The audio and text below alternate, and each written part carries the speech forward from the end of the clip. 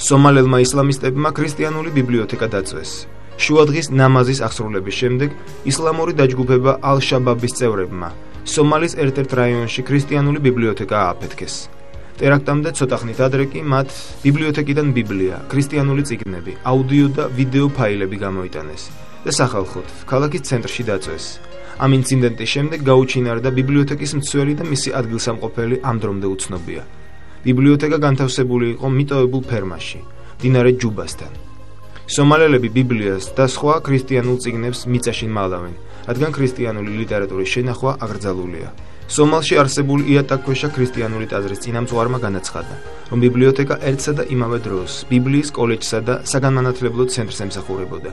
ის იყო ერთ-ერთი მსხვილი ბიბლიოთეკა სამხრეთ სომალიში, სადაც ინახებოდა თითქმის ყველა ქრისტიანული წიგნი. მანვე დასძინა, რომ ეს ფაქტი სომალელ ქრისტიანებს ხელს ვერ შეუშლის ისწავლონ უფლის სიტყვა. ისლამური დაჯგუფება ალ-შაბაბმა ღიად განაცხადა, რომ მათ უნდათ ბოლომდე გაანადგურონ ქრისტიანობა სომალში. 2010 წელს მათ ბევრი ქრისტიანი მოკლეს, თუმცა მიუხედავად ასეთი შევიწროებისა, ბოლო 15 წლის განმავლობაში მრავალმა მუსლიმმა მიიღო ქრისტიანობა.